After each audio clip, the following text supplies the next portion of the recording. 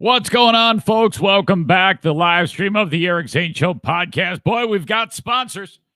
We've got weapons. JM Synthetics for starters, okay?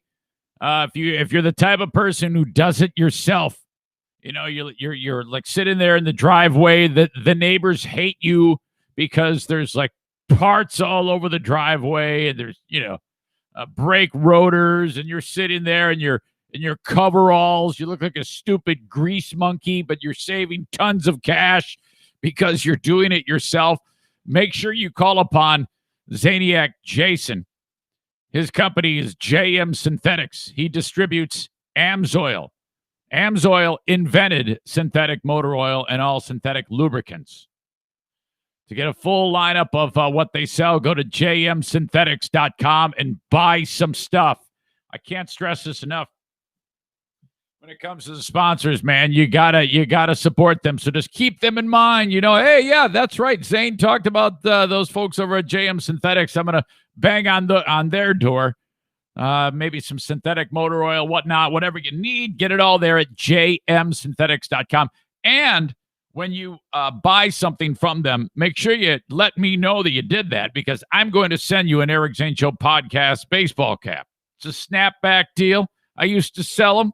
Now I'm giving them away. You can have them when you buy anything, even if it's just one little thing at JM Synthetics.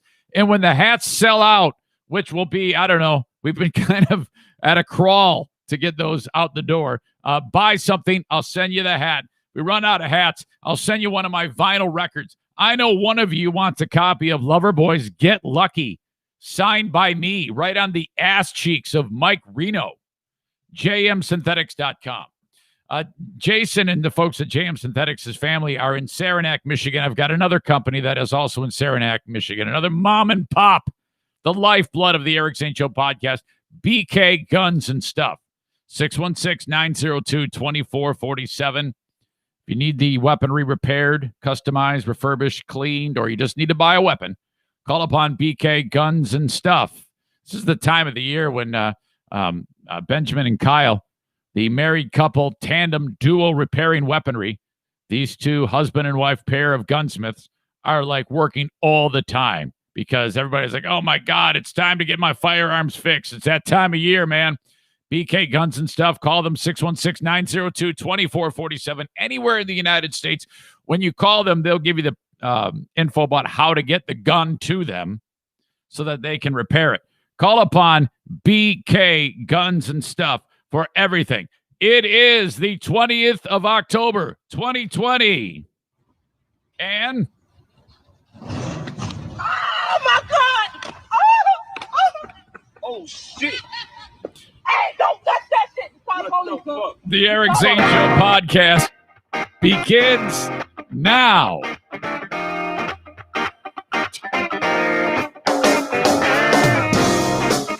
Hey, this is Blue State Ron, Yes, and you're listening to the Eric Zane Show podcast, Right. a show hosted by a liberal Republican whose ancestry dates back to the small country of Armenia and fueled by bouts of anxiety and adult attention hyperactivity disorder, also known as ADHD.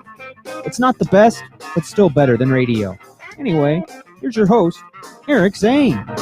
Thank you very much, Blue State Ron. Appreciate you. Thank you for checking out the Eric Zane Show podcast. This is a daily podcast where I discuss news, nonsense, and my personal stories each and every day of the week. You can follow me on Facebook, facebook.com/Eric Zane fan page. Also, Periscope video on Twitter. Follow the show live each and every morning as well on YouTube. Tail of the tape on those Facebooks brought to you by Irvine's Auto Repair, Grand Rapids Hybrid. Twitter is a Blue Frost IT endeavor. And YouTube brought to you by F45 Byron Center. Thank you. Show each and every day is live at about 8. The best of intentions to start the show at 8 today, and then it got to be like 8:15. I go, well, this is terribly embarrassing. I remember it was, 15 hours ago that I was driving down the road in the driver's seat, and my wife was doing Facebook Live. I was like, I'm going to be there at 8. I'm going to be there at 8. I was like, I'm not going to be there at 8. I suck so bad. Holy shit, am I terrible at that? But, I had to get a lot of thoughts together. I'm not even going to try with an excuse. It's pretty much what you expect these days. Might as well just say the show starts at 8:15 every day. My God, it's embarrassing. Damn it. Out of all the things that I shouldn't beat myself up over right now, I'm the only one that will. And then I know I'll look at the comments and everybody like, give yourself a break, you dumbass. You've been through the ringer. Yeah, but you see, I was being a fuckhead about being on time well before things got weird. So, it's just stupid. I hate myself when I do that. Okay, bouts of anxiety. Yeah, there's definitely bouts of anxiety. As Moose and Rob said in the intro last night, it was another moment with my wife, and I go, okay, this is what I feel about this, this, and this. And she just looked at me and she goes, I'm just going to tell you the same thing I tell you every time, and then you'll be fine. And I'm like, oh, okay. God, this is so stupid. All right. But that has nothing to do, the anxiety, believe it or not, has nothing to do with what's happened to me and the family over the past week or so. But let me just get into it. First of all, there's kind of like transitioning back into normal life after what we went through. And if you don't know, I'll explain it. It's kind of like I have show stuff and then I have personal stuff, and they're really kind of separated. And it's kind of normally I don't have any problem mixing those two together, because most of the serious things or the personal stories that I talk about on the show aren't really that serious. It might be like bitching about Maddie's doing something or Diana did something or something what happened with the dogs. Those are my personal stories, but obviously there's more personal stuff there, and I'd be just insane to not address them, because you know that I will. So that's kind of where I'm at right now. You have these extremely personal stories regarding my mother and my family, and then all the other things going on in the news. And if I just sit here and talk about, some pastor who took a leak on some lady on an airplane and didn't really give the time to the personal stuff, that would be weird. And if I only talked about personal things, that would be weird too. So, I usually like to think that I can blend it all together, and I'm up to the task. I usually figure it out as I go, and I have no doubt that will happen again today.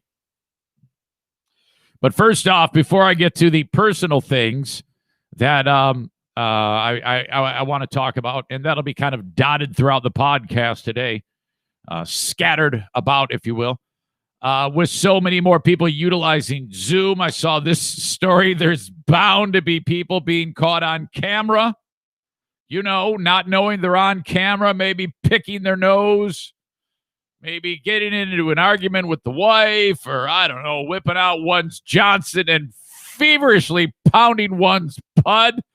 Oh, Jeffrey, I think you say his name is Toobin. Jeffrey Toobin, is that his name? Oh, God, the CNN guy. Oh, God.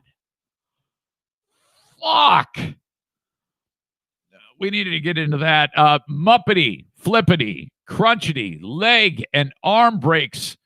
I mean, we started out the year slow on this, but now they are just pouring in of these horrible, horrible video segments, clips that have taken place.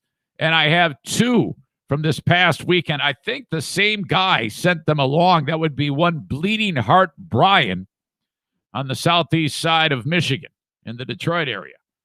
What a thing.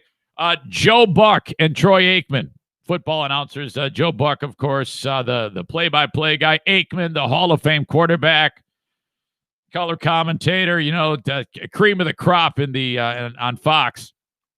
They alienated half of America's, half of the audience, half of America over the weekend on television. And I'm kind of thinking that this might have been on purpose. I can't believe it just seems so out of left field and so orchestrated, their comments on politics, because, it's one thing if they make comments on politics and it's on a hot mic, or on like a live mic. They say, oh, this is, by the way, I am so-and-so, and this is who I endorse. They wouldn't do that. But to pawn it off as, oh, it was inadvertent. And, actually, I don't even know if they said it was inadvertent, but it actually appeared that way. I'll get into that. It's all weird. I didn't set out part of the weekend when we were in Detroit taking care of my mother's affairs. I didn't set out to do a food product review, but I cannot wait to do a food product review with you over something I ate over the weekend. I just cannot wait to tell you about Bonza chickpea spaghetti. Oh, my God. Oh, boy. Wait until you hear about this. This is terrible. As I said, a pastor pees on a lady. This is remarkable. It's hard to believe that it happened, but I've heard stories about taking that medicine Ambien. I've heard people do weird things when they take Ambien. I've never taken Ambien. Hell, I barely take any medicine when I have any pain, which, by the way, I have a lot of right now. Jesus. Brought my weights to Detroit. Of all the things, you're going to Detroit, and we're blessed to have that motorhome, which actually is a huge godsend. I park it at my dad's place, and then tow the car and take it to wherever I need to do to get my mother's affairs in order over the weekend, over the end of last week and into the weekend. And I'm saying to Dad, okay, we got to get her stuff. I pack my clothes, pack my funeral gear, if you will, and we got 2 of the 4 dogs. And then I go, okay. And she sees me walking up the steps. This is on Wednesday when we're getting ready to leave. And I'm, frantically packing shit away. And now you're going to forget something. And now you got everything. And she goes, I guess you do have everything because I see you. Why are you walking through the house with dumbbells? I go, well, I got to work out. So we're not going to worry about working out. I go, well, fuck, you're not going to worry about working out, but I am going to worry about working out. Excuse me.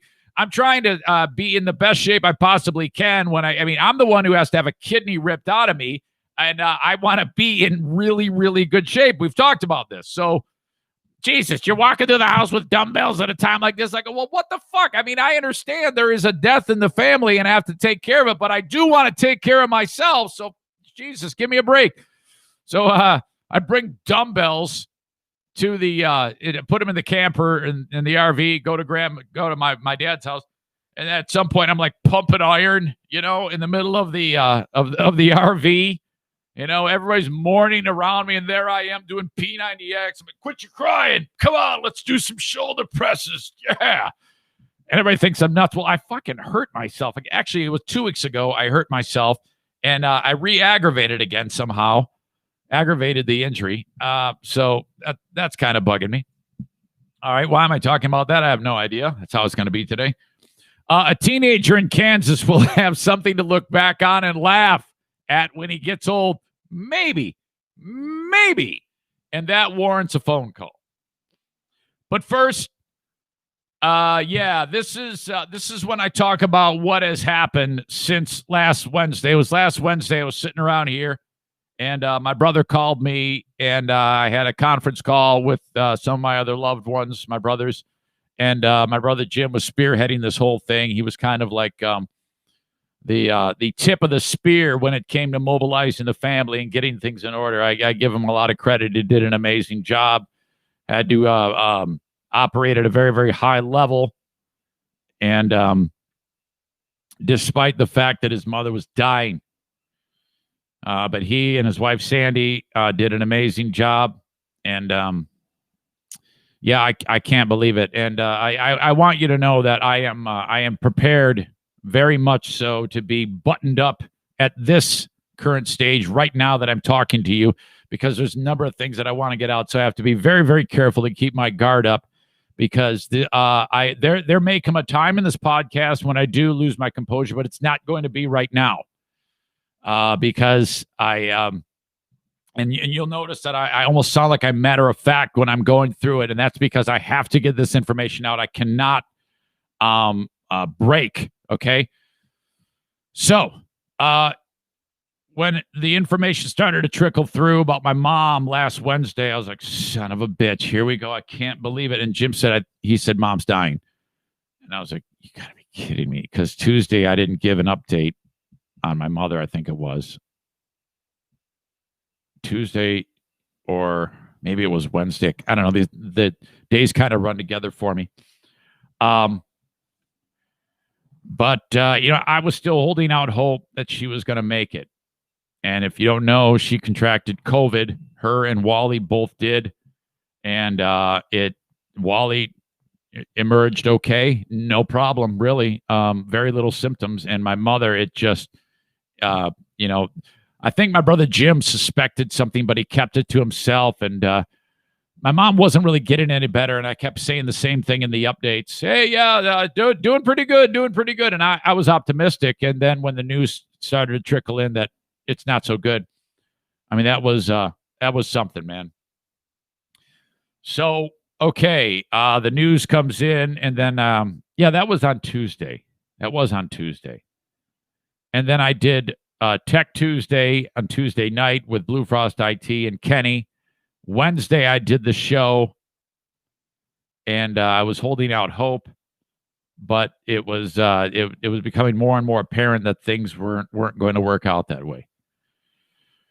So that's when, like, okay, we got to get over there. I just, it's very, very strange. I describe this as such an odd spot to be in, and I've never dealt with anything quite like this. Well, I probably have, but right now, what I'm focusing on is the oddness of the fact that it's your mother and someone so eternally close to you.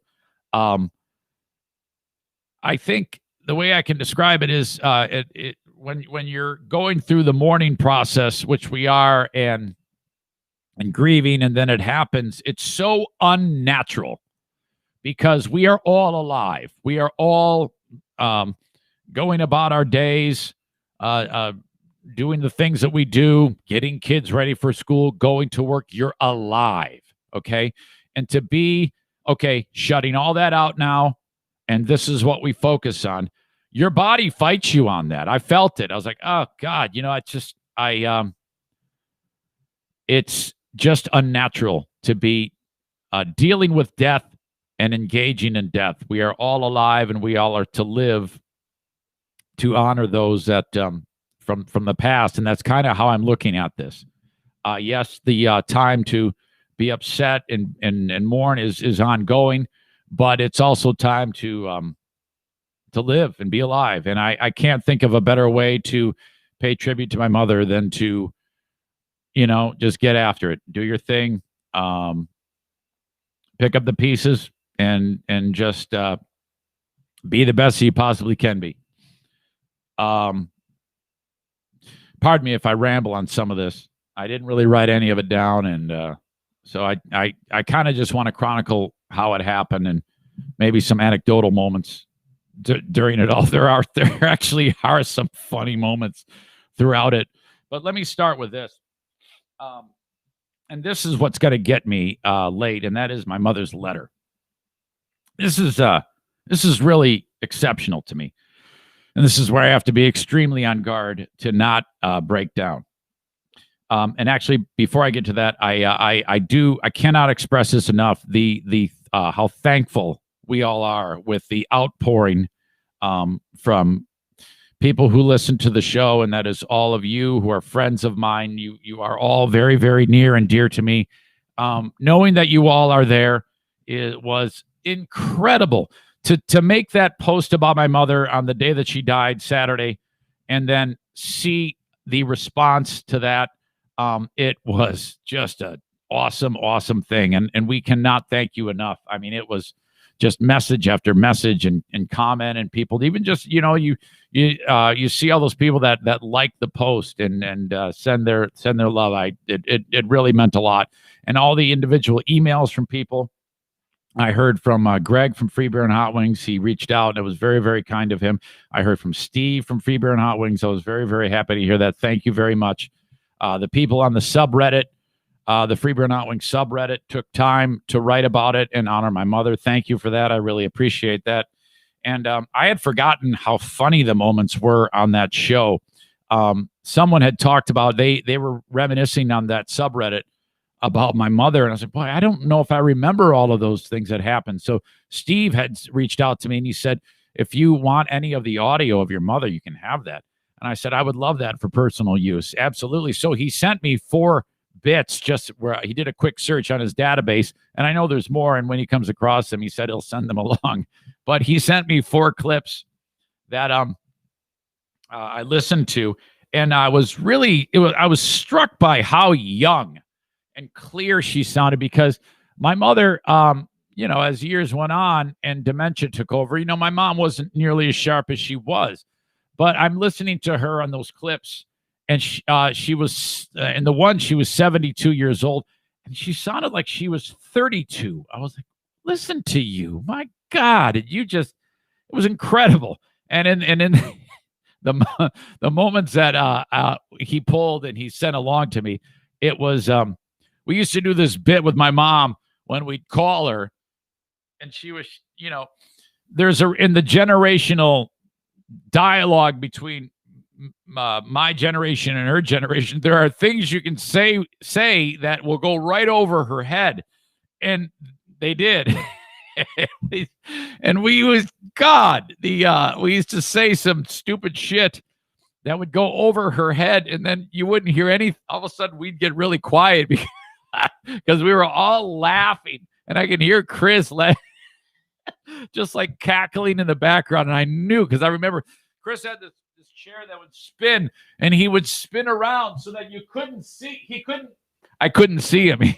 I'm trying to maintain my composure talking to my mother on the air. And then she's like, what's going on? What's happening? Like, oh, I don't know. It's just somebody was making a funny face or just make up some shit to try to throw her off the trail. But I think she eventually caught on. And it was just wild. And then there was the bit where my mother used to never be able to tell the difference between Greg, Chris, and Eric. Excuse me. So they would say shit, those fuckers, to her about, like, and she would think it's me. And so, oh God, I forget exactly what they would say, but they would say things, and and they would actually go, so Mom, anyway, what did you think about me when I was caught beaten off or something like that? And which actually did happen. And she was like, what? Huh? What are you talking? It was just ridiculous. I mean, it was, oh God. And I think we got her on the air just enough because she didn't really care to do it that much, but she would do it. So thank you, Steve, for sending that material along to me. I appreciate that. Very, very kind. I couldn't believe how young she sounded. It's like, man, it's just, you get used to a person in their particular state that they're in. And my mother was obviously deteriorating for a period of time. But all those comments, everything, it really, really helped us. And I can't say enough. Some really sweet person or group of people, I don't know, it was anonymous, knew that I took my dogs over to our pal Lisa at Doggone Spoiled Dog Sitting in Jenison, and paid for the dog sitting. And I didn't. How did anybody even know that? I don't know. You guys are always up to something, and that's just the best. I really, really appreciate that, whoever that was, because I took Daisy and Benny over there, and we took O'Neill and Bruce, which was a story. My God. to Detroit in the camper. I wanted the dogs with me because they're just kind of like a security blanket, and it's like my own therapy dogs. Not that Benny and Bruce or Benny and Daisy aren't, but I had to draw the line somewhere. Somebody paid for all the dogs sitting. That is spectacular. Thank you so much to whoever did that. You're very, very kind. We got flowers. We got edible, those cookies that show up on sticks at your house. Thank you, guys. We are just so thankful. It's absolutely incredible. People drove all the way over to the Detroit area to honor my mother on the funeral day, and my God, I still can't believe it. Hang on. I'm okay right now. He's okay. He's all right. It's going to get bad, though, later. Let me just tell you, it's not going to work out. If I'm able to be strong at the end of this when I read you my mother's letter, it's because of instinct and just, I'm pretty great. So, about this letter, by accident or divine, I'm going to choose to be divine. My brother Michael, the eldest of the boys, Michael's 62. Mom is approaching death. And he says, when and if mom passes, I have a letter for you that she wrote to you. And I'm like, oh boy, what? Yes. And I don't know why I thought of it. There was some weirdo circumstance that kind of had him rummaging through a bunch of old things that he said he couldn't really explain how it happened, why he was compelled to do it. One of those God things, you know. And then he sees he didn't even remember these letters. He just happened to be in this one portion of his house for another reason, mother related, but he didn't remember this. And he sees 4 envelopes. My brother Mike. He goes, "Oh yeah, okay." And it's an envelope with my name on it, and Mike doesn't know what's in it. And he goes, "I was given instructions by mom years ago to give this to you upon her death." And Jim gets one, Michael gets one, Paul gets one, and Eric gets one. I'm like, what the hell? And he goes, "This is all I know. It has your name on it, and there is 2 dates on it. It says 6/20/06." And he goes, "And that's when she gave it to me originally. And then she asked for it back, and I gave it back to her sometime later. And then she gave it back to me 4 years after that." So my mom did something, put it into an envelope, gave it to my brother on the 20th of June 2006, asked for it back. She did something and gives it back to him 4 years later, June 22nd of 2010. He hands it to me and he says, "Don't open it until mom passes." I said, "Okay." And I'm like, now in my mind, I'm like, "Open it now." And then I'm like, "Oh, great. That's all I need is like a haunting. I told you not to open that until I passed." So I just left it there. And I'm going to read you what's on this. It's incredible. Just thinking about it puts me in that weak spot, which I told you I'm protecting myself from going there. And I don't know if I'll be able to maintain it. It's if you're wearing makeup, or if you're a lady and you got your makeup on, or you're a guy who wears makeup, this is going to be devastating. Make no mistake. This is a letter from my mother beyond the grave. She wrote it when she was, I'll tell you exactly. There's more to this letter than what I've told you so far. There's more interesting things, and I will get to that. I'll do that last. That's going to be rough. I'm not going to lie to you. Okay. COVID is right here in front of me now. Okay. It's surrounding me. Oh, there you are. Yes. I forgot all about you. It's you again. So that's where I am. And it's a bitch. It's just such a whore. It made it so that my mother was alone. It robbed us from what should have been when your parents pass, you all sit there, you hold a vigil, you take shifts, you see her off. It didn't happen that way. My brother, a saint, his lovely wife, also a saint, spearheaded everything we needed to do to somehow get us in the room. And we established with the hospital, somebody to set up a device, a phone, and we're watching mom. And she's hearing all of us kids and grandkids talking. Is horrible. I mean, I take it back. It was good because we were there. It was the best we could do.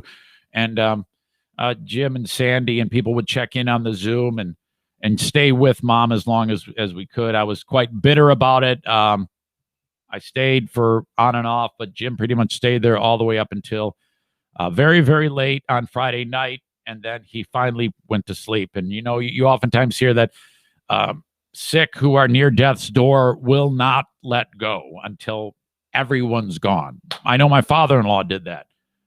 Nurse practitioner said, he's going to hang on until you leave. And sure enough, you hear more often than not, people walk out and then, oh, God, I'm glad they're gone so I can go to heaven. I didn't want to be rude, but this place fucking sucks right now. I am out of here. I am going up to see, I'm going to heaven, and that's the end of it. So mom passed Saturday morning at 2:40 a.m. Got a phone call shortly thereafter. Mom passed. All right, that's it. Okay. Right away, Jim. I don't know how the guy does it. Jim and Sandy, my dear brother and my sister-in-law. Jim's, we're talking about the plans that need to be made and the funeral home and stuff like that. God, that's a bitch. But my older brothers, Mike and Paul, were kind of pulled away from that. But that's cool. Jim and I did it, and our wives, and took care of all the stuff that needed to be taken care of. Great funeral home. Worked very tirelessly to make that all happen. And then off we go. We did our thing at the church. Here's the thing. It's weird with COVID. You can't do visitation, long drawn out visitation at funeral home the day before. It was very, very strange. This is all yesterday, 8:30. This is a Catholic church, obviously. My mom was being buried in a Catholic cemetery. So rosary at 8:30, visitation 9 to 9:30, very, very short. A lot of people from the past coming to see my mother and see us and offer their best. And then the mass.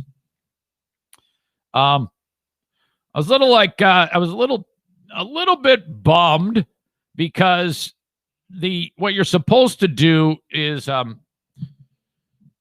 there's a homily from my mother, and I mean I don't know if it was the priest was a little, I don't know, maybe it wasn't his best day, but I was given hey, can you please provide some biographical information about your mother so that the priest can write his homily? I go, absolutely, no big deal. So I gave this guy the kitchen sink, man.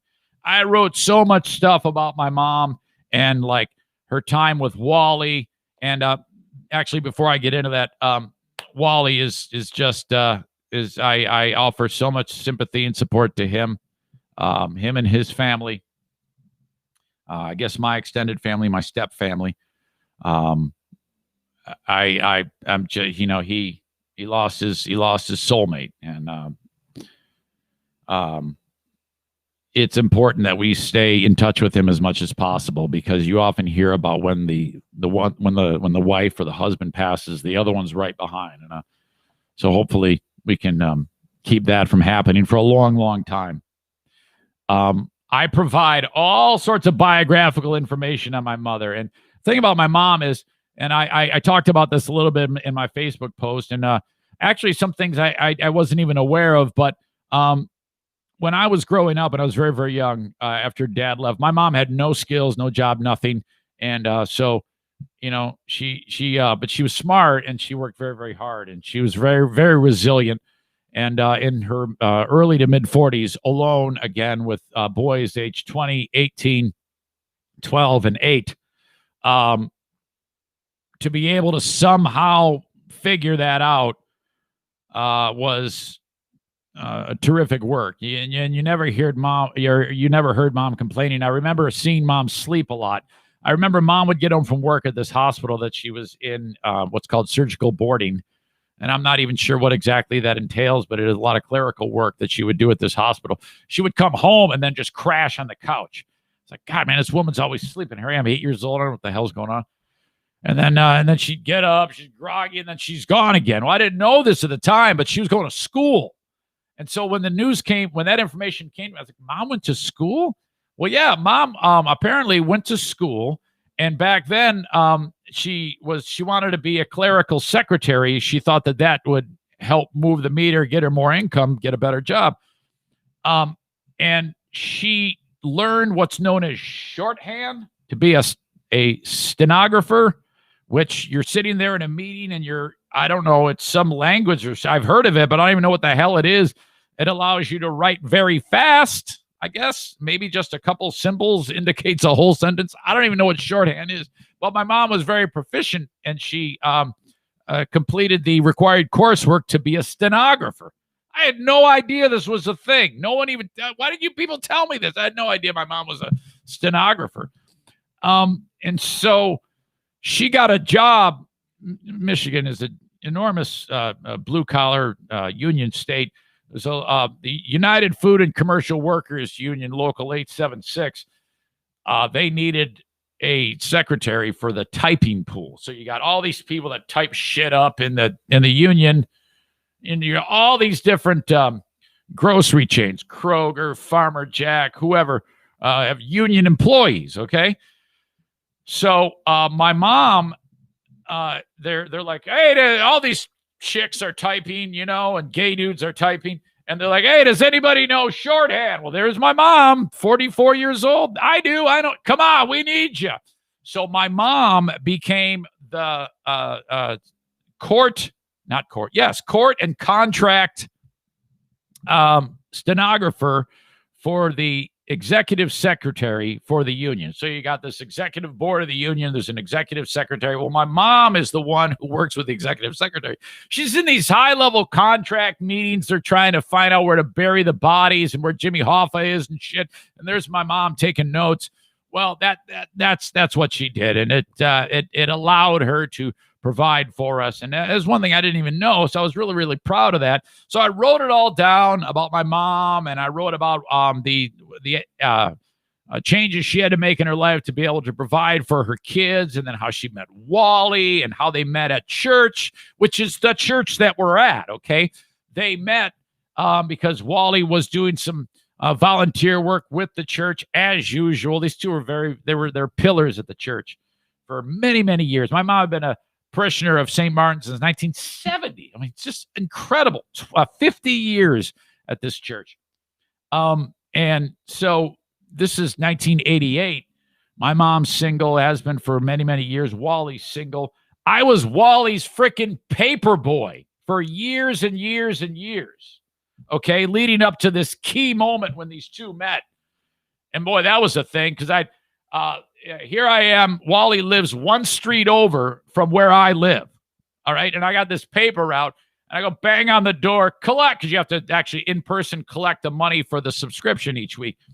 And this fucking dog comes running to the door. His name's Scruffy or some shit, or Scrappy. And it's just maniac dog. And here's this dude, this bachelor guy he used to smoke those Moore cigarettes, those brown rolled ones. They're like cigars, but they're shitty. He got a cigarette hanging out with his mother. Yeah, how you doing? I'm like, oh yeah, hey, collect Macomb Daily. It's $1.25. Yeah, okay, Eric. And you always give me like $1.50 or $1.75. Give me a good tip. But then you realize that here it is 5 p.m. You're now gonna be there till like 10 p.m. as he gives you the all of the nuances of his day, and you're sitting there, fuck, man, Mr. Corbeil, I gotta go, man. Seriously, my mom thinks I'm getting raped somewhere. Could you please let me go? All right, see you later, bye. So I take off. I end up collecting only his house. I know that I'm screwed. I've got to do it the next day because I had to listen to a 5-hour story about how he tied his shoes. Jesus. So this all goes on for years. And then in 1988, and then the subsequent years, these two interact a few times at church functions. And then the next thing you know, my mom is she's palling around with Mr. Corbeil. I'm like, what the? Oh my, really? Oh, well, shit. How are you able to take the stories? Are you serious? I'm like, well, he's on the paper route. That's like my customer. Oh yeah. I think we're gonna go out on a date. I was like, oh my God. Well, bring your earplugs. Right, bring a Rubik's Cube to pass the time or something like that. Anything to. So these two hit it off. And the rest is history. And so I'm leaving for the priest all these anecdotal stories. I mean, I'm serving up softballs. Beautiful. I mean, I'm like, and I even called Wally. I go, Wally, I'm writing the priest who's writing the homily. Let me interview you about mom, and then I'm going to write it all down and send it over to him so he can provide just a monster homily. Okay, great. And he's given me, Wally's actually concise in this moment, thank God, or else I'd still be there on the phone with him. And he's telling me about like the moment, how he felt when he married my mother, because when my mom walked down the aisle, it was all four of us boys, Mike, Paul, Jim, Eric, and Mike being the oldest, he's got my mom's arm. And Jim and Eric and Paul are behind. And Wally said it looked like a mob wedding because these four boys are walking their mother down the aisle. And so there's, all that anecdotal stuff going on. And I convey this all in this nice email to the priest. And I go, okay, this, if he even touches on just a little bit of this, it's going to crush. At the funeral, mass, he did none of that. Not a bit. Love you. But could you at least, he read the obituary. He basically went to the funeral home website and like pulled it up and then read the obituary. It's like, well, anybody can do that. You can read the obituary. What? And he kind of botched it too. He ruined it. And I was like, come on, man, you got one job. Seriously. He said my mom worked for Macomb Community College as a stenographer for contract negotiations. No, she didn't. She learned to be a stenographer at Macomb Community College. It was with the union that she was the stenographer for all those high-level contracts at the local. Come on, I wrote it down. It's in the obituary. How'd you do that? Oh, my gosh. All right. Other than that, it was great. We let it slide. I didn't say anything. But, okay, so that happens. Close the coffin lid. That's it. We say goodbye to mom. It doesn't open up anymore. That's it. You then go to the funeral or the cemetery. Now, the plan is this. This was what we were told. The plan was we all drive. It's about 18 miles away to this Catholic cemetery. Excuse me. And we're going to meet. It's huge. It is absolutely huge. It's, you got, like the movie 8 Mile. The cemetery is 10 mile or 11 mile to 10 mile. So a full mile one way and then another mile the other way. That's a lot of space in the cemetery. It's in Southfield, Michigan. We're told, okay, the hearse is going to meet you right at the beginning of this place. And then like at the it's like a staging area. There's like a parking lot there. And then after we get there, a procession will proceed. You have to drive quite a bit, meandering through this cemetery. There's roads everywhere, gravestones. It's a massive cemetery. And then that's how we're going to do it. Okay. Easy. Well, that didn't happen. I don't know who was in a rush, but hearse gets there and like shows up, and there's some family members there, but not all of them. Some family members are there. And so I'm driving through the cemetery, and my son and my daughter are behind me, Madison and Jim. And then in the next car is Jacqueline and Justin. And then we learn as we're driving through the frickin' cemetery to look for what's going on, we realize we're lost. We're actually, it's like a wild goose chase. And so I'm calling like my stepbrother and say, hey, where are you? Oh, we're over on the northwest side. Where are you? I'm on the southeast side. Where the fuck are they? I don't know, man. I can't believe this. Well, I thought we were supposed to meet. I thought they were supposed to wait for us. Yeah, fuck those guys. Oh my God. So my mom's somewhere. The hearse is somewhere in this place, but we have no idea where. This was pure instinct that we all got there. Okay. So quite literally, the hearse is there with a few cars. There's probably like 12 other cars that have to be. There's like 30 family members that want to be graveside. Thank God somebody with some sense, I think it was my stepbrother Joe, he goes, all right, I'm in charge. I'm putting a pin on the map, and then everybody gets it. So thank God for technology. Can you imagine if this was 1970? Everybody would have been pissed. A fight would have broken out. Well, first of all, everybody would have been drunk. And then it would have just been so ridiculous. Thank God we live in an age where we can do magic with a phone. So we all get the pin, shows up. This is where you go. Click it. Boom. Next thing you know, we're there. Of course, it's raining. My mother's casket. We did a little. I wanted to fight. I wanted to fight with hearse driver. And I was getting a little side eye from my brothers, like, hey, we're all here. Shut up. Okay, fine, I will. I won't say a damn word. And then there's my mother's casket with the spray on top. The what? What are you talking about, Eric? Yeah, I didn't know either. Did you know that all those flowers on top of the casket are called a spray? I didn't know that. A day and a half earlier, I'm at the funeral home with, it's me, Diana, and my brother Jim and his wife Sandy, and the lady who runs the funeral home. And she goes, so are we going to have a spray on the casket? And they're all going, yeah, we're going to go order the spray. And I'm like, yeah, we're going to go order the spray. What are you talking about? The spray? Who has to spray? What do you mean, the spray? Yeah, well, we have to put the spray on top. I go, like what? Holy water? Jizz? What do you mean spray on top of the casket? Yeah, the flowers. I go, they're called spray? Well, yeah. They all start laughing at me. I go, okay, why? Why do they call it that? We don't know. They go, we don't know. I go, how about call it, I don't know, casket flowers? Spray? I have no idea. So the spray's on top of the casket. And the hole is right there. I've never seen this before. I've been graveside, but not to the level that it went for this one. So yeah, we said some Hail Mary, said some Our Fathers, and I'll grab a flower off the spray, and then the actual grave diggers, they put the casket into a vault, concrete lid on top of it, cables, what do you call it? Backhoe lifts mom up, lowers, and dirt. I mean, we watched it all. Pat, see you later.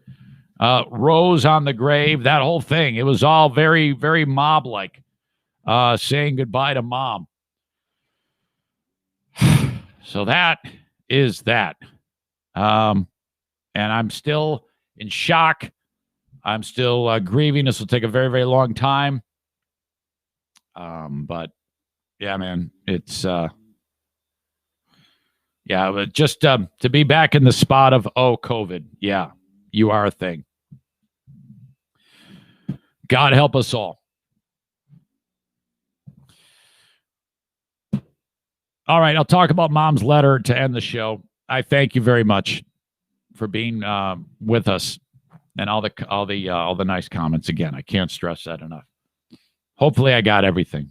I'm racking my brain right now. Is there anything else that I wanted to talk about from that?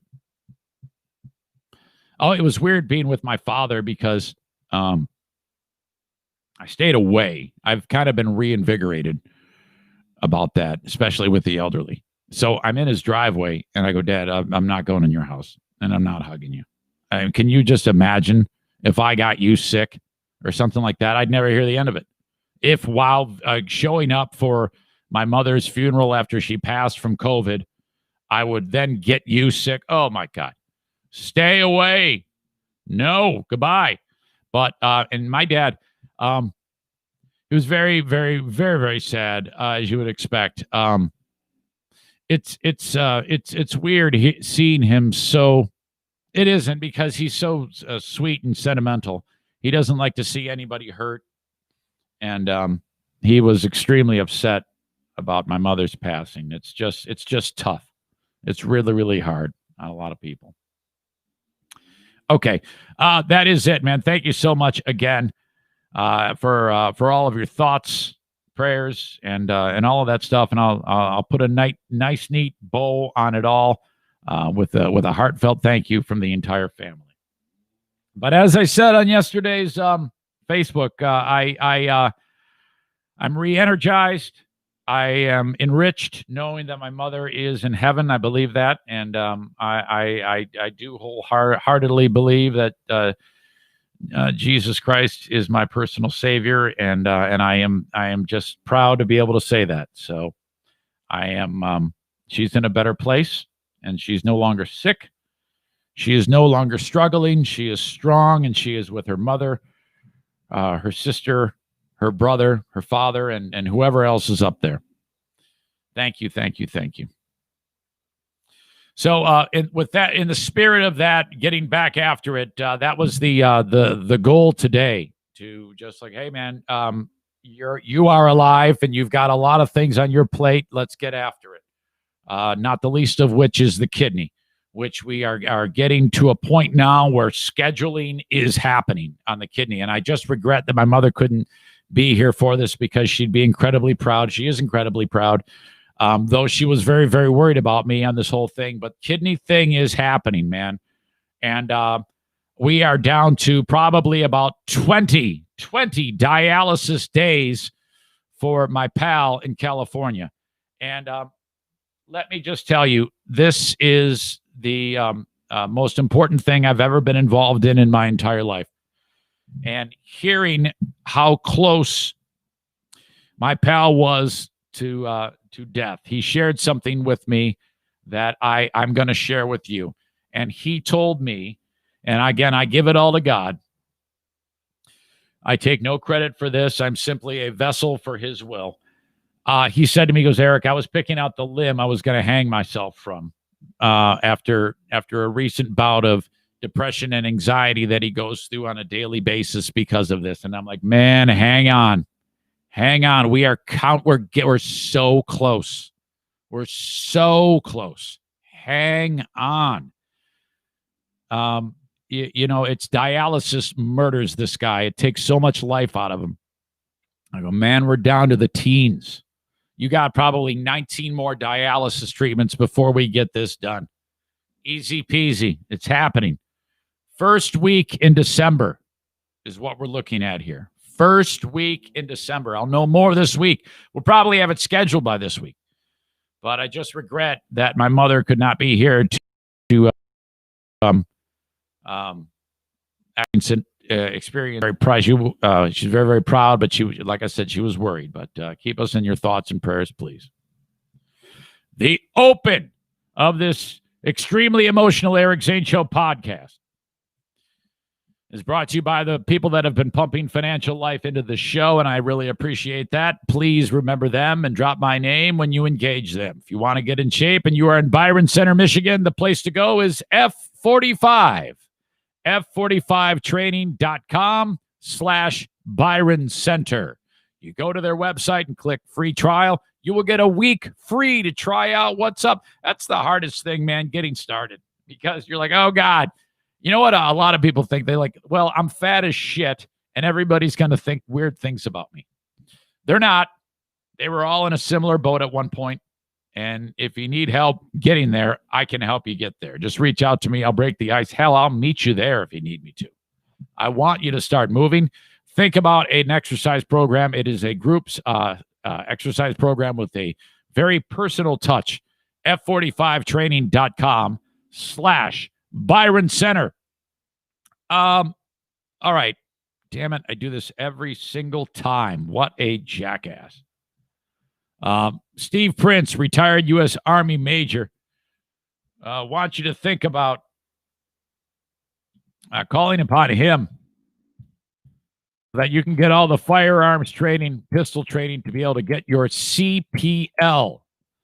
And as I stall and try to find out when the next event is, because they're selling out so fast. All right. The next time that there is an open class is Friday, November 27th. CPL CCW class, the day after Thanksgiving. Everybody's got that day off. That is the next open class. Reach out to Steve Prince at Prince Arming. If you want to sign up online, just go to ericzaneshow.com and click right on the Prince Arming logo. It'll take you right to his Facebook page. Click on events. And then that event is the third one down because the other two are sold out. And then you can sign up for the class. It's going to cost you $125, 616-204-1705 if you want to talk to him personally. Great dude. Daisy is brought to you by A&D Cleaning. Call them. I always laugh every time because the jackasses over at Who Are These Podcasts actually were considering trying to reach out to A&D Cleaning to get them to clean their stupid house in Rochester. Thank you, Andy. 616-550-3644. Reach out to A&D Cleaning to get an estimate on them cleaning your home. Amy Porter is in charge of everything at A&D Cleaning. Get an estimate on getting a clean home with A&D Cleaning. 616-550-3644. I actually heard from Carl at A&D Cleaning. Damn it, idiot. Carl does not work at A&D Cleaning. He works at WATP. Who Are These Podcasts? A couple things on that. Carl reached out to me. He goes, hey, do you want to be on my show? And I'm like, fuck yes, I want to be on your show. Are you crazy? So that's going to happen very soon. It may be the next show. Now I get it. Because he's featuring Free Beer and Hot Wings next show. He probably is going to ask me questions about working with that show. Well, I had a great time working with that show. So he's actually going to feature those guys on the show, and it will be a roast. And so that's interesting. I can't wait to hear what he does. Also, Carl said some really nice things about me on the Drew and Mike show, and so did the Drew and Mike show. Drew and Mike show podcast in the Detroit area. Download the show wherever you download podcasts. Legendary Detroit institutions in radio, Drew and Mike. In fact, in a lot of ways, I crafted what I did on Free Beer and Hot Wings based on how their show sounded. The drop technique of putting drops in, that's a Drew and Mike thing that I'm sure a lot of other shows had done in the past, but the first time I'd ever heard it done that way was on the Drew and Mike show. Legendary. And they were very, very kind. Thank you very much. And I actually had a nice email conversation with Drew the other day. And brilliant mind. Great dude. Thank you for reaching out. Or thank you, I should say, for mentioning me on your show. I really appreciate that. Okay. Let's get into this fucking dude, Jeffrey Toobin, who is just having a horrible time. This is a guy on CNN, Jeffrey Toobin, and he was on a Zoom rehearsal to discuss their coverage of political stuff with the election. I'm not really positive exactly how it works, but Vice reported on Monday that that this incident happened. Jeffrey Toobin is a CNN pundit who also works for the New Yorker. And he was on a Zoom call, and the way the story started to trickle in was like, yeah, Jeffrey Toobin was naked on the Zoom. Now, if you say someone was naked and then someone says, oh my gosh, I embarrassingly made a stupid mistake. He's one of the biggest stars on CNN, Toobin, according to this article. Well, if you're on a Zoom and you're referred to as, and you say, oh my God, I made a stupid mistake. Oopsie, I was naked on camera. I was nude on camera. You know, that it's kind of a broad thing. You could be like, I accidentally left the camera on. I mean, I've left this camera on. And I've been like, oh shit, what did I do? That's happened more than once. And I accidentally left the camera on, and then God knows what happened. And then let's say you walk out of the room from the shower and people might see a fleeting crank kind of like go through the shot, whatever it might be. That's one thing. Okay. But as the story unfolded, it was so much more. It wasn't just a fleeting glimpse of this nude old guy walking through the shot, Jeffrey Toobin. No. He was feverishly working his joint, masturbating on camera. Fuck. Oh, my God. Oh, boy. Vice reported on Monday that the New Yorker was investigating the incident where the genitalia of CNN's chief legal analyst was seen. He's been suspended while we investigate the matter. That was the first thing to me that I was like, wait a minute, there might be more to this. If you inadvertently show your crank on TV or an ass cheek or something, that's one thing. But suspension seems weird. That's the punishment's not fitting the crime there. Oh, yeah, I made an embarrassingly stupid mistake believing I was off camera. I apologize to my wife, family, friends, and coworkers. Well, that's a rather involved apology. He said this in a statement. I believed I was not visible on Zoom. I actually believe you on that one. I thought no one on the Zoom call could see me. I thought I had muted the Zoom video. All right. So this is much more to it than what was thought then. If you thought you muted it, that means you're in the middle of the meeting and you're suddenly naked. Why? Well, it turns out while the meeting was going on with all these different faces, he starts jacking off. Oh, my God.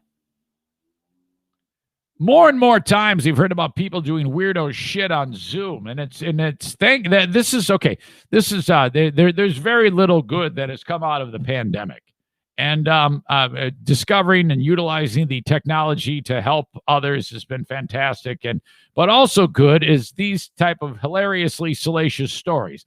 The fact that this dumb son of a bitch is too stupid and can't control himself. Obviously he's a creep. This is like, what's that? This is like Louis C.K. He would find enjoyment, sexual gratification by masturbating in front of people. That's what this appears to be. I mean, how do you recover from something like this? Here you got a guy who's probably making a ton of money as a commentator doing this type of thing.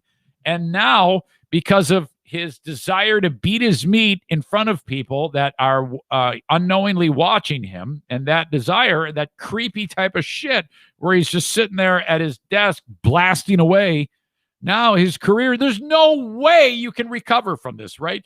Can you imagine? I mean, for me, if this happened to me, it would be very difficult not for me to hold back the feelings of wanting to kill myself, knowing that A, the world saw it, B, my wife and kids saw it.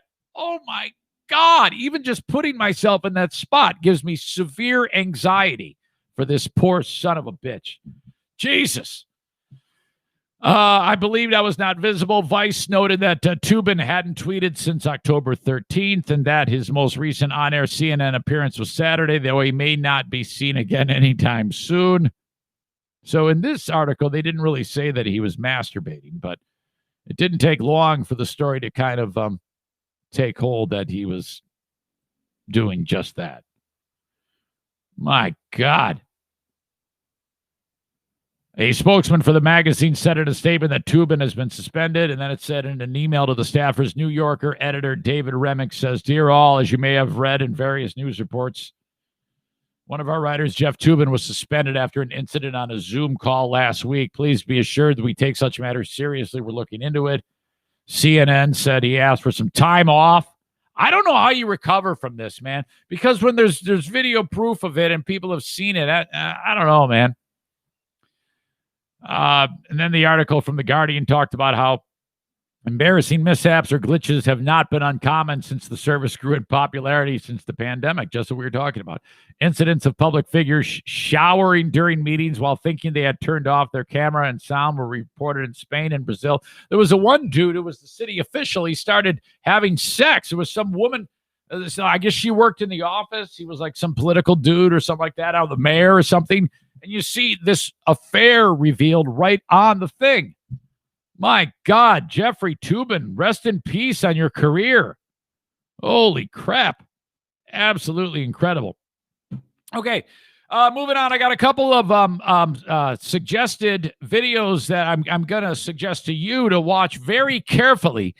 If you are of the squeamish type of sensitivity, and I've become less squeamish since we've started to really delve into broken limbs lately. There are some that are really, really awful that really mess me up. Like in the violence of football, sometimes seeing something break. Who was it? Dak Prescott. That was a rough one. But, you know, it seems like I've become a little less sensitized to it. These two are two of the worst I've seen, and I was able to make it through them.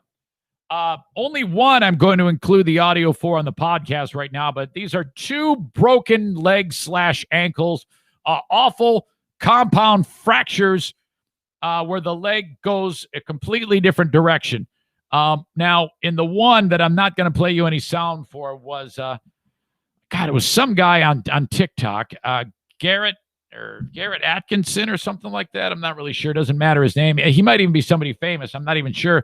But Bleeding Heart Brian sent it along. Somehow this guy had the sense to, he hurt himself, and you see the camera on him. He says, all right, folks, check this out. And he flips his camera, and then you see his leg laying there, and it looks fine. But then he lifts the whole leg, and the foot stays on the ground while the rest of the leg rises. And it's like, oh, my God, it'll just freaking mess you up bad if you're squeamish. That will be in the links to the podcast, and I'll put it in the news. But the one that is the clear winner probably for the week, and again, we've had a rush on these leg breaks in recent weeks. Football season coming back. We had that weightlifter in the summer who both of his legs fell off, and he was squatting like 8 million pounds. I remember that one because I was in Los Angeles at the time for kidney testing, and it was a big hitter.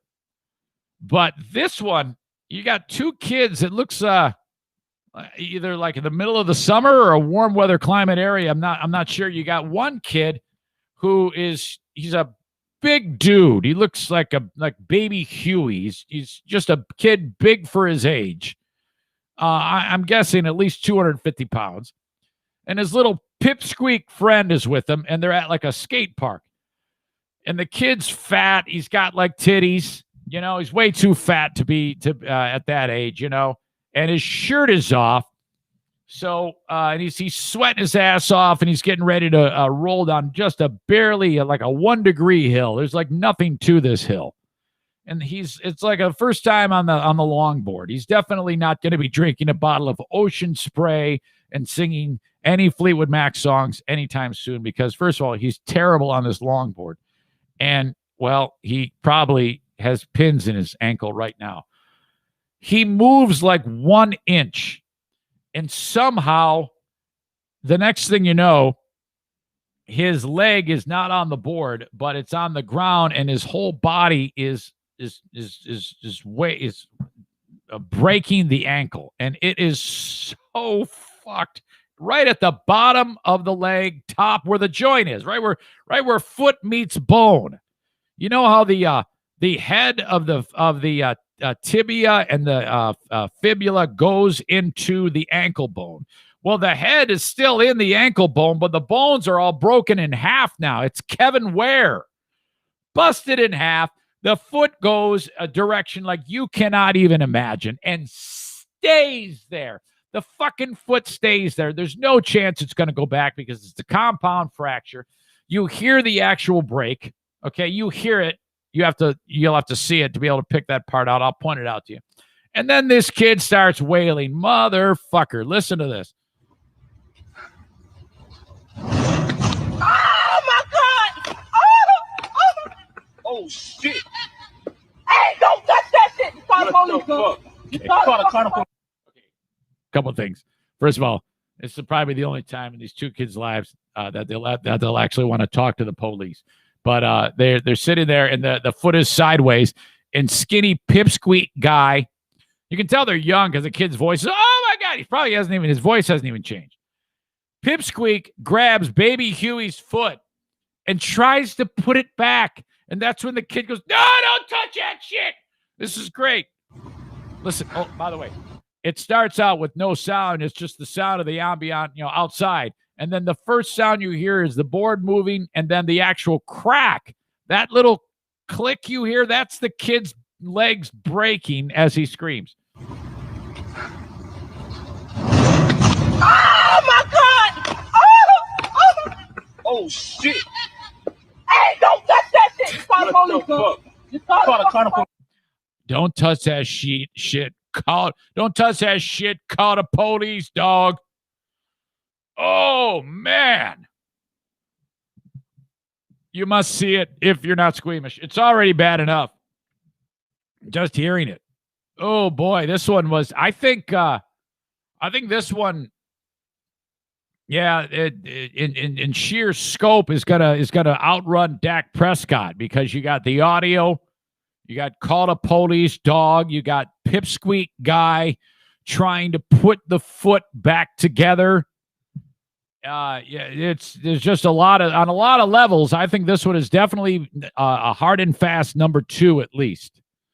I think you'd be hard pressed to find anything other than maybe weightlifting guy surpassing it in our quest to find the number 1 muppety, flippity, crunchity leg break or limb break of the year. But that one is right up there. Okay. Thanks again to Blue Frost IT for being on board with the show. Blue Frost IT, the managed IT service provider for all of West Michigan. And if you have a small or medium-sized business, don't think that you are priced out from having your own IT department. 616-200-8550 for Blue Frost IT. They also have the hourly quick fix rate. Let's say you're a company that needs your tech all day long, like a hospital or a physician's office or a dentist's office. They have after hours for your after hours. Reach out 616-200-8550 for Blue Frost IT. If your kid's laptop sucks, it probably needs a hard drive upgrade. You need a solid state hard drive. That moving stupid disk inside of there sucks. Okay, going to be a bunch of Black Friday sales coming up where you get a computer for like $250. It's because you're getting one with a shitty hard drive. Buy the damn thing and then call Blue Frost IT and they will show up and get rid of the shitty hard drive. So now you have a computer that's actually worth something. And it's for a lot less than you think. 616-200-8550. Kent County Health Department. They have 4 COVID testing sites throughout Kent County as the numbers continue to rise. And that's making a lot of people nervous in and around where I live. Kent County Health Department also making sure that your little ones have the required vaccinations: measles, mumps, rubella, whooping cough, pertussis, HPV, all those amazing vaccines that are out there and available for your kids. You just have to tap into it, and you can get it for little or no cost. Reach out to the Kent County Health Department. The website is accesskent.com/health. Okay. 1 week closer to hockey season. I'm hoping my friends over at Shoreliners will be like, it's about damn time. They're still striping somehow. Though, as long as the weather doesn't turn, they will be striping parking lots. You want to think about Shoreliners for everything striping. That means inside of the workplace. That means outside in the parking lot. That means athletic fields. Remember, shorelinersstriping.com. Okay. Next on the show, I didn't set out to do a product review, but I must tell you something as a public service. Maybe you can find out on your own if you don't believe me, but I'm telling you, I've talked to you about how my diet, I need to be a little bit more aware of the things I eat. So, I'm trying to do that as much as possible to make healthy choices. So I'm walking through the food aisle when I was at my dad's, and because I don't want to go out to eat. I'll go buy some food, make food in the camper, and then that's how we're going to do it. So I go, let's have some spaghetti, but I don't want to eat a bunch of pasta. I don't want to eat a bunch of normal pasta because that's kind of high in carbs, and I want to reduce that. trying to lower my what's known as the A1C number. So I see a product that I'd seen before because, I mean, I've tried whole wheat pasta, and I like it well enough, and more of a protein-based pasta, and those are all okay. I don't mind them at all, but I see another product, and I go, well, this is even more down that alley, and that is pasta made from chickpea flour, garbanzo beans. And I'm like, wow, okay. I've never heard of it, called Bonza. It's in an orange package. They somehow take, in their process, are able to make pasta out of chickpeas. And I'm looking at the back, and you got a lot less carbohydrate. It's gluten-free for those of you that makes a difference. And it's terrific for people who are eating a vegan diet. And I'm not, but I know that if I do decide to eat more vegan food, that helps me in the long run. Okay, great. Essentially, I tried one thing I really put a hard and fast rule on is I try to, as much as possible, avoid red meat as well. So I got my turkey. For the turkey, ground turkey is lower in cholesterol and definitely lower in the bad cholesterol, into the spaghetti sauce. And then I got my garbanzo bean-based pasta. Clue number one that there was a problem. I'm reading the back of it, and on the directions they say, similar to regular pasta, boil, and then that's it. You cook it, and it says immediately when you get it in there, start to stir. Now, what it should say is immediately when you get the Bonza chickpea pasta into the boiling water, it shouldn't say immediately stir. It should say stir every single minute of the boiling process. Because if you don't, you're going to get this pasta that's stuck together like a fucking a cable, okay? Seriously, it was all like there was portions of it, not all of it, that were like wadded up. And I'm like, well, I mean, that there alone is a reason to go back to the drawing board. You can't put out, say, hey, it's a great alternative to pasta. And the second you put the shit, this is why shit doesn't work. And it's really expensive too. And that problem alone is bad enough. But then on the directions, it also says, they kind of give you a warning, and they say, you might get the word froth. Froth. F-R-O-T-H. Might be a little frothy. That's an understatement. It was fucking slime. You know how your kids, they have that product, that toy they play with, slime? That's what the water became. It was cooking in slime. You don't believe me? Buy this shit and try it out for yourself. So I'm like stirring it, and I'm looking, and it's clumping together. And then I'm like, okay, well, on the directions it says rinse when you get it done. Now, typically when I have normal pasta, I'll put it into the strainer, and then I'll keep it hot. I won't rinse it because I want it to stay hot. I'll put it back into the pot and put a little oil on it, olive oil, and then that's the way you eat it for me, regular pasta. But they want me to rinse it, which is going to kind of take away from the heat of it all. It's a little bit of a different process, but you're going to want to do this because otherwise you're eating slime. I mean, it's like stuck to the fucking noodles. I put this shit in the strainer, and the slime goes down the drain, and it's like, I mean, serious. Really, really off-putting. And it was actually, to me, somewhat nauseating. And then if that wasn't bad enough to make you not want to eat this, the smell. Someone on one of the reviews, because I did something I never do, and that is I actually left a product review on this thing. Another person left a nasty review and said, it's like when I take my dog's food, and I like the canned dog food, and you put it in the microwave to heat it up for the dog. The smell carries. The smell of this shit carries. And it's like, it seemed unnatural to me.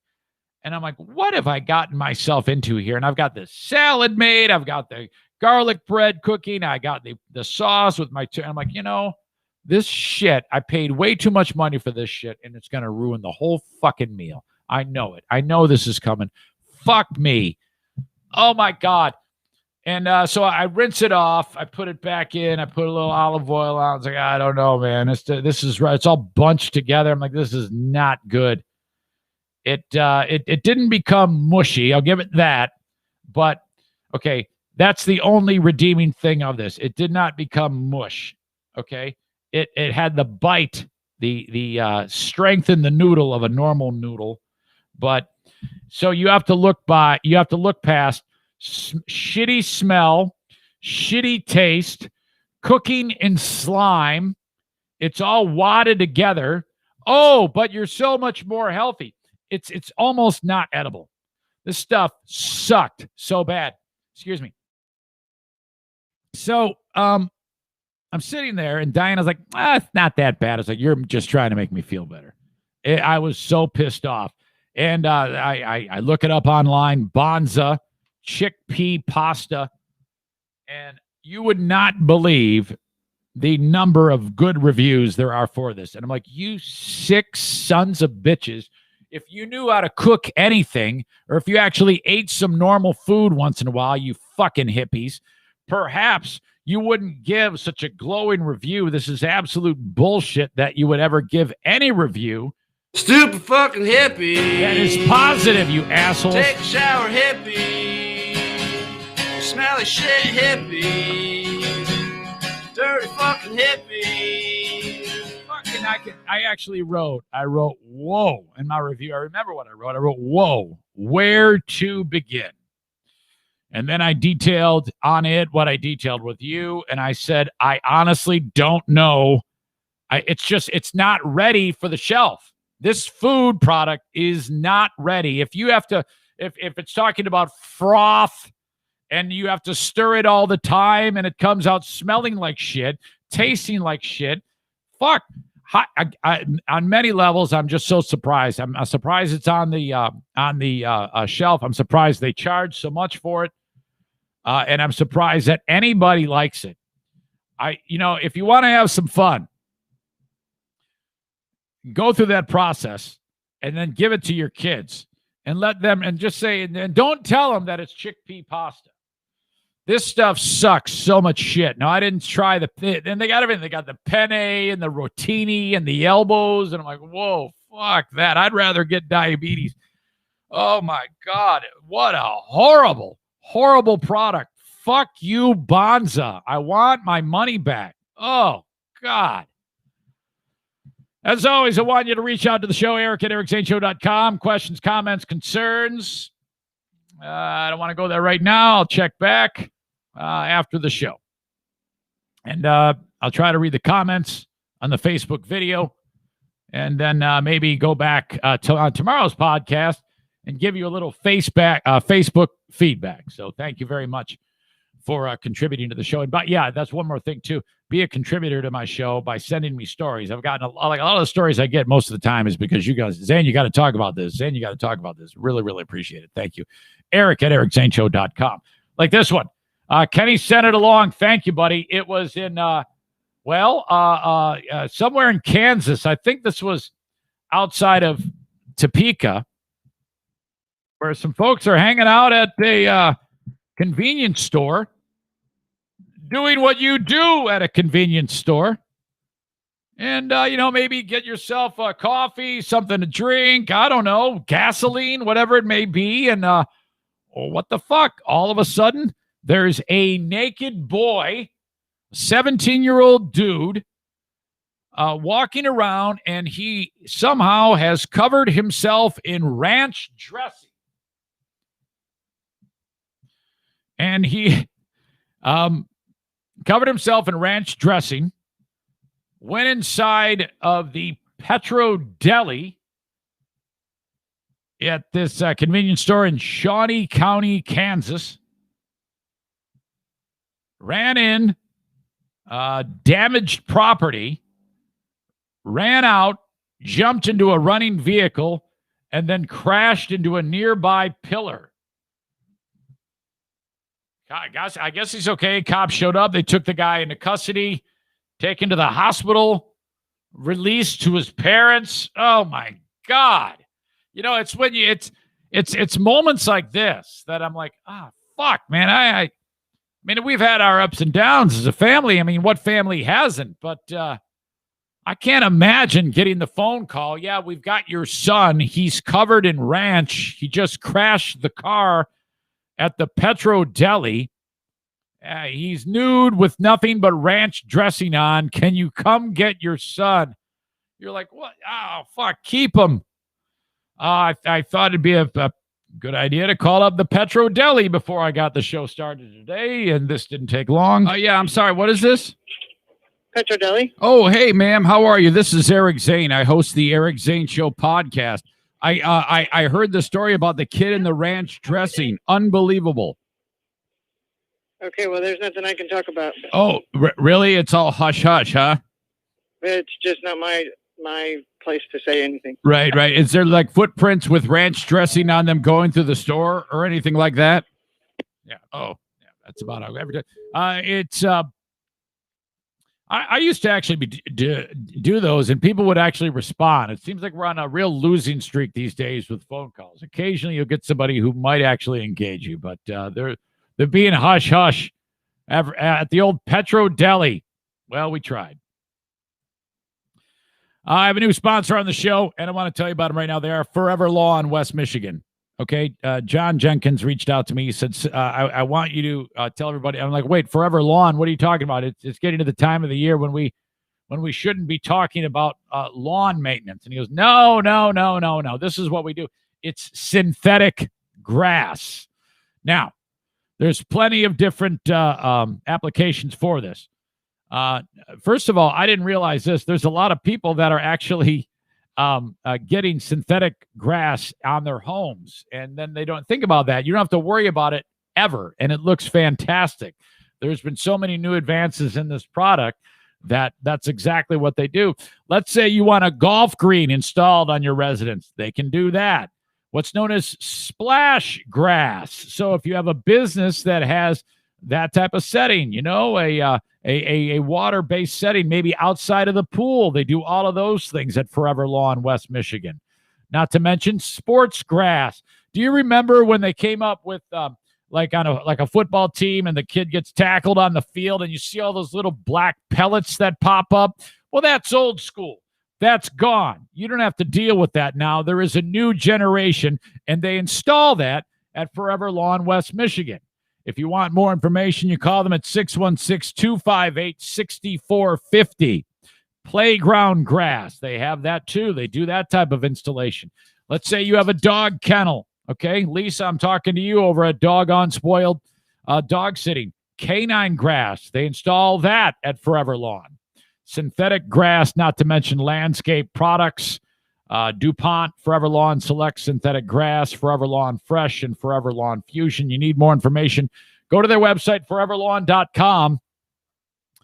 Foreverlawn.com. What is it? Am I screwing this up? I am. Hold on. /WMI. Thank you, Forever Lawn, West Michigan. If you go to my website and click on their logo, it'll take you right to their page. Whether it's a commercial setting or a home setting, Forever Lawn, West Michigan can work amazingly for you. Reach out to them and get an estimate. Forever Lawn, West Michigan. Thank you for being a sponsor. Mario Flores Lakeshore team of Van Dyke Mortgage. They sponsor my Instagram. Follow me on Instagram. Thank you, Mario, as always. The Mario Flores Lakeshore team of Van Dyke Mortgage. As I look at the video stream and I realize I am again covering up Mario's sign. What a dumbass. Thank you, Mario. NMLS number 3035. It's always a great time to reach out to Mario for a mortgage. Really low interest rates. Fantastic. Whether it be your first mortgage or you've done this many, many times, a Mario Flores Lakeshore team of Van Dyke Mortgage will get you in the right mortgage for you. Some folks, have that set up where they have bad credit, whether it's for through bankruptcy or divorce, whatnot. Maybe you haven't been great with your money. That's okay. Mario understands and can get you in the right mortgage. The Mario Flores Lakeshore team of Van Dyke Mortgage. Call them at 231-332-6505. Call Mario today. And yes, one more time for Stella Fly. Thank you, Stella Fly. If your business needs marketing on social media, don't do it yourself. You're going to screw it up. Okay, if you have like a small or medium-sized business and you're busy working, you're like a busy employee putting in 15 hours a day, you're not going to have time to be a social butterfly and promote your business, okay? Stella Fly does it for you, okay? Facebook, Twitter, LinkedIn, Instagram, whatever it may be, they have the internet prowess, the social media prowess to get it done for you. Reach out to them by going to my website, ericzaneshow.com, click on their link, or just go to stellafly.com. All right, tell me if you think anybody's going to be pissed off at this football game over the weekend. It doesn't matter who. I think it might have been the Packers-Buccaneers game, I'm guessing, because that was the premier matchup. How about that, by the way? The fact that the Packs up 10-0 in that game, and then they laid an egg as Tom Brady and the Buccaneers blow up the Packers, who were previously undefeated. Holy shit. Side note, the Lions, oh my God, just like that, they're 2-3.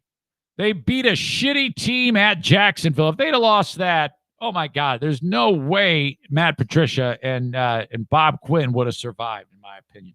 But they won, and they, hell, man, if they can win, I forget who they play this weekend. Indianapolis, I think they're playing. If they can be, Indianapolis sucks too. Fuck, if the Lions can be 3-3, that would be incredible.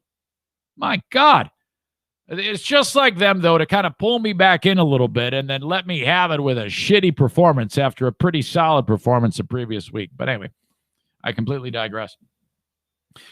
Aikman and Buck are in, and this is described on Awful Announcing as they were not knowingly on the air, but I don't believe that. I believe there's some conspiracy theory going on here. I believe they wanted to do this, and somebody wanted them to do it, so they did it. I mean, we have the very, very contentious election cycle going on, and if they went out of their way to intentionally work in how they feel politically, it might be a little different. But if you spin it as, we didn't know it was a hot mic, you can possibly get away with it. I don't know. Maybe not. But they did say it.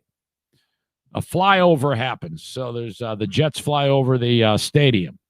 And the audience hears Aikman and Buck do this. That's a lot of jet fuel just to do a little flyover. That's your hard-earned money and your tax dollars at work. That stuff ain't happening with Kamala Biden ticket. I'll tell you that right now, partner. What? I'll tell you that right now, partner. I'll tell you that right now, partner. I'll tell you that right now, partner. That is the most emotion that Troy Aikman has ever shown since he's been in the broadcast booth. I'll tell you that right now, partner. He very rarely does anything like that. But the fact, I'll play the whole thing for you again, the whole political endorsement thing. That's a lot of jet fuel just to do a little flyover. That's your hard-earned money and your tax dollars at work. I hate that guy. That stuff ain't happening with Kamala Biden ticket. I'll tell you that right now, partner. All right, I don't care who he's voting for. I don't care about that part of it. First of all, I love the flyover. I'm a huge fan of the flyover. I don't care if it's small town USA, Memorial Day, and one jet goes over. I love that, man. And if it's over a stadium, I love that too. And so, but then I thought, maybe it is a huge waste of jet fuel. But that doesn't make sense that they would just say, all right, fire up the jets. Let's go burn some fuel over this and then land them. From what I'm understanding, I may be wrong here. I'm just going by what I read. There's constantly training maneuvers going on. And what they do is they work into the training maneuvers the flyovers. So wherever the nearby base is that might be happening in, they would like, all right, hey, veer this many degrees, whatever, go fly over the fucking stadium, and we'll work it in. I don't know. If it went away, would I care? Maybe a little. I actually like to see that sort of shit.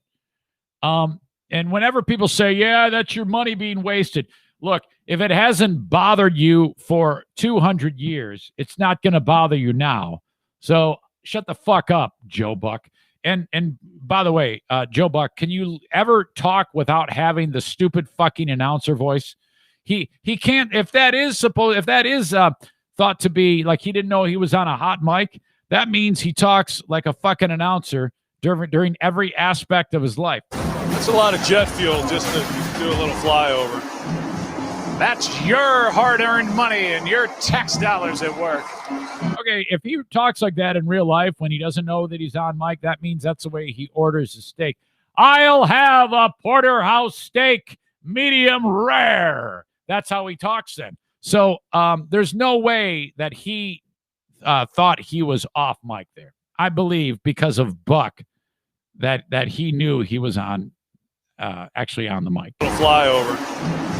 That's your hard-earned money and your tax dollars at work. Yeah, I was on the for the longest time. I didn't like Buck, and then I didn't care. I'm back to not liking him. And then if you're Troy Aikman, I'll tell you that right now, partner. The endorsement, that's risky, I think. That's risky to throw that out there like that. I give him credit for having the balls to do it. But, all right, we are 2 weeks out as of today till this election takes place. I guess there is another debate coming up. I think it's Thursday. Oh, God. Will you shut up, man? Listen. I don't know if I can take it. I guess they that was a shit show. Stand back and stand by.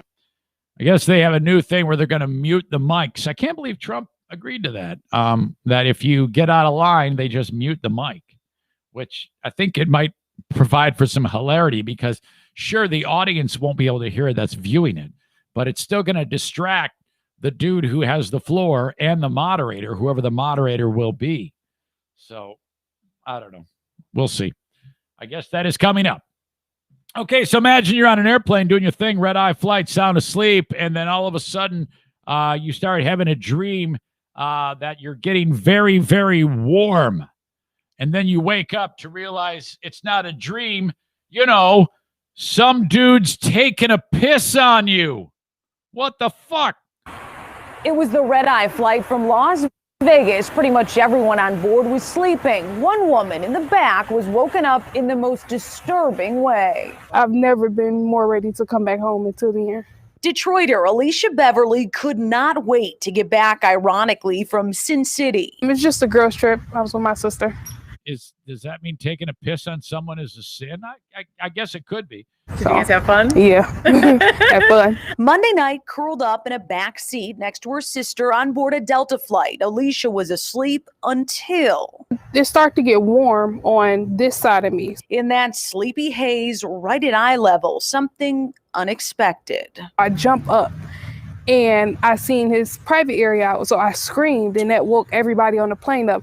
By the time I actually looked at him and I see him shaking himself off, I'm like, this man just peed on me. Yeah. Her scream getting the attention of an off-duty officer on board. In the midst of me doing all that, I looked, it was like a puddle of pee in the seat. Alicia says the officer Yeah. rushed over, restraining the man who turned out to be a well-known pastor from North Carolina. Of course. Sources tell us the pastor had an apparent bad reaction to a sleep aid. He didn't say anything the whole time he was standing there. Just like you were a bathroom. Yeah. Alicia I was a sat in toilet. those wet clothes for hours What? before landing at Detroit Metro. Hold on a second here. She sat in the wet clothes for hours. Boy, if I'm Delta, I don't know if that's going above and beyond. I mean, there's got to be a way to rally the troops in the flights. And ladies and gentlemen, we just had a terrible thing happen. We have a passenger in need. So she's sitting there in the wet clothes. You mean to tell me that someone, you make her? I mean, she can take the clothes off, and then somehow there's a way to piece together an outfit, right? I mean, somebody's got to have an extra some gear. I don't know, jammy time on the red eye. Some way, somehow, something should have been done, but they're like, no, just sit in that dude's piss. Oh, my God. The pastor was taken into custody. He hasn't been charged yet. The FBI handles incidents in the air. They'll make a decision on charges. Meanwhile, Alicia is filled with anxiety. I left With piss. work yesterday because I couldn't stay, but I had to tell them why I needed to leave. Oh, okay. She said she had to leave work early. Now this is where it gets so weird. Been charged yet. The FBI handles incidents in the air. They'll make a decision on charges. Meanwhile, Alicia is filled with anxiety. I left work yesterday because I couldn't stay, but I had to tell them why I needed to leave because Oh no.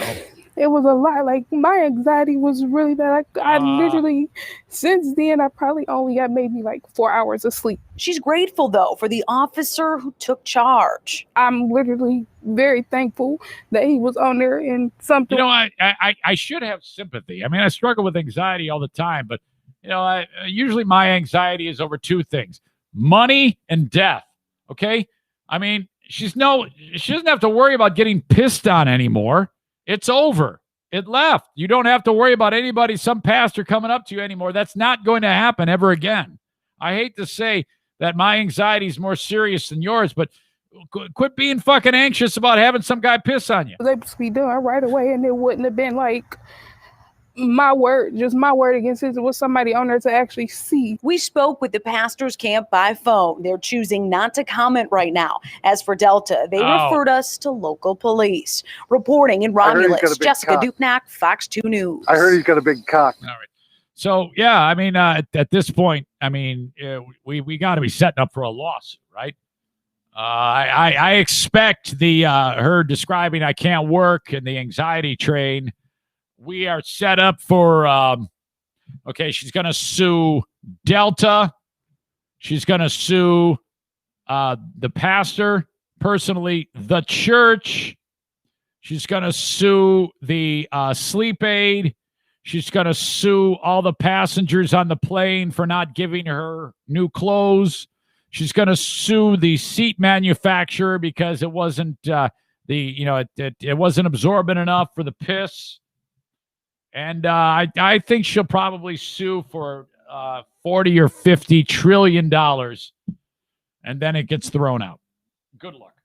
A&E Heating and Cooling. I'm going to wrap up here. I've got one more thing that I have to get to on the show, and that's a letter from Mom.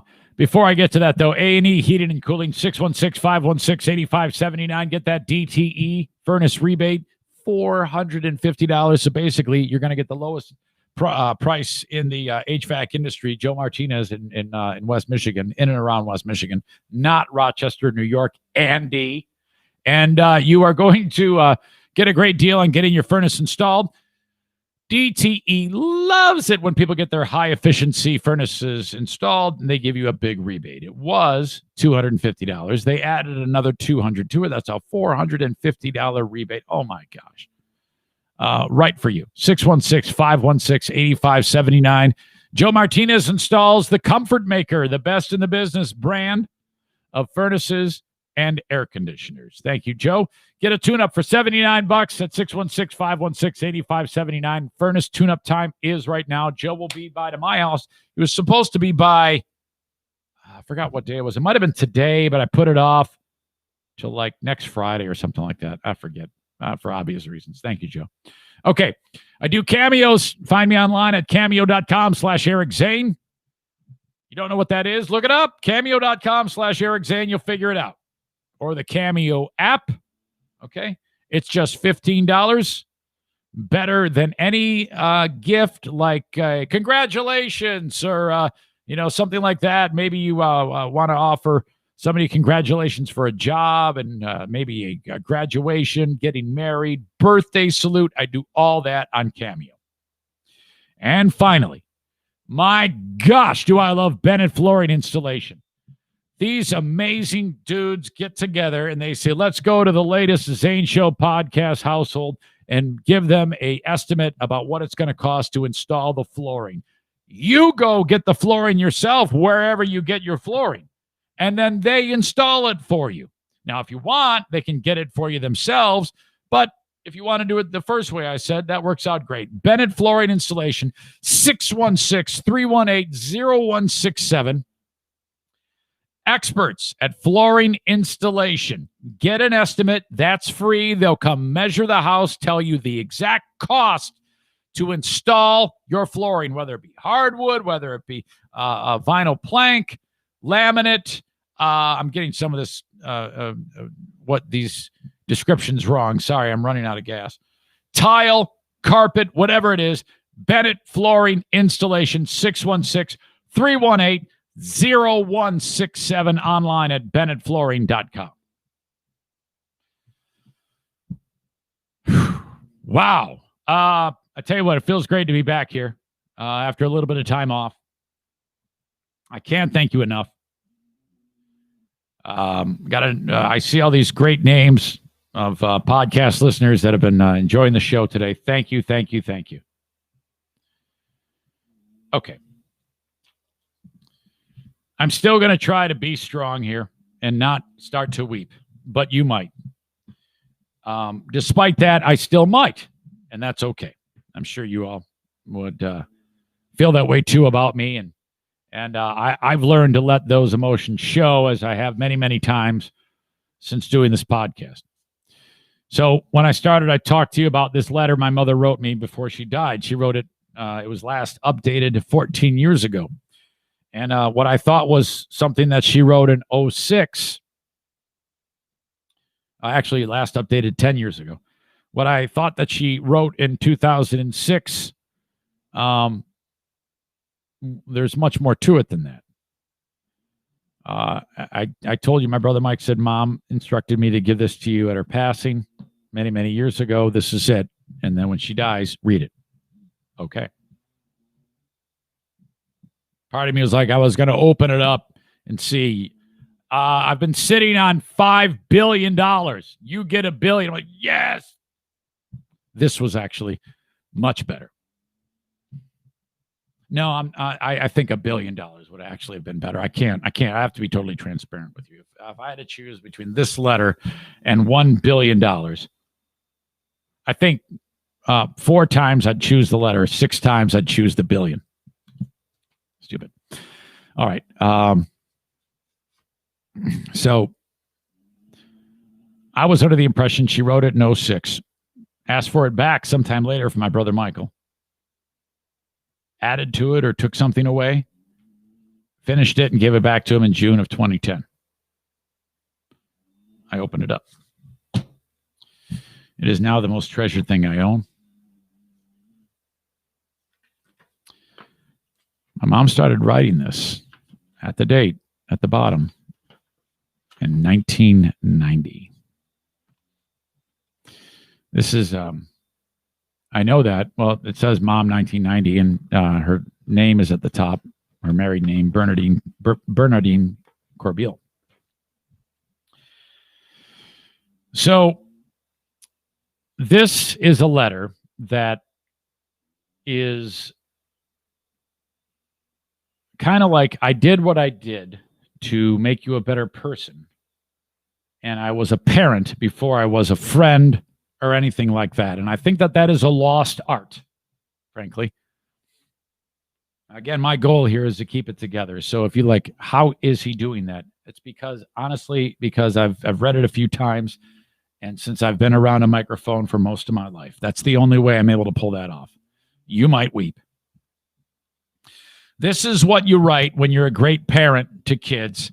And it's like, this is why I did this to you. This is why I parented you this way. You're an adult now, and you're a father yourself, and you can understand this. Because when you're a kid, you don't understand this shit. And you think your mom or a dad is mean or something like that. They're not mean.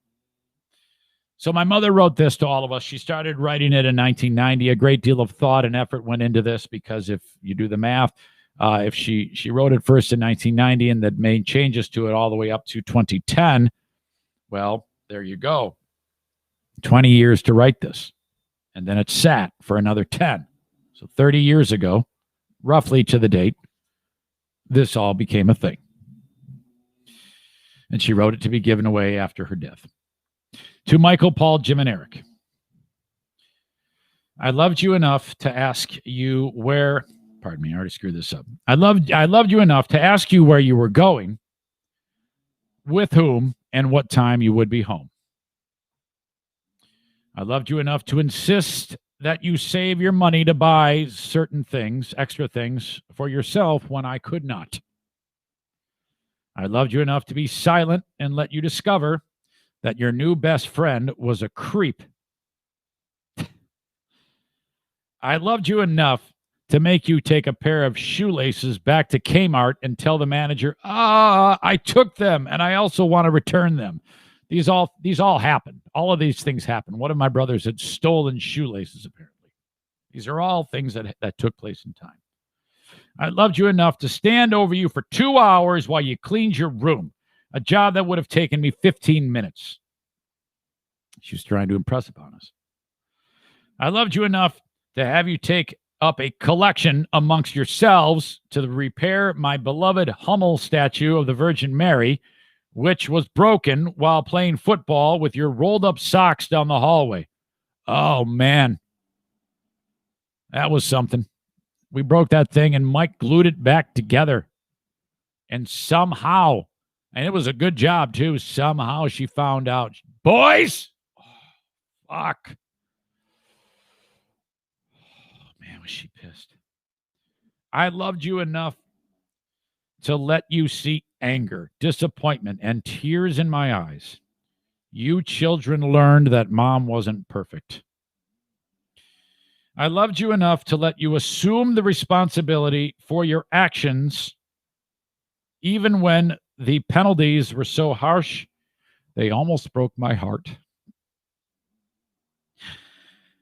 But most of all, I loved you enough to say no when I know you would hate me for it. Those were the most difficult battles of all. I'm glad I won them because in the end, you won something too. Love you, Mother. 1990.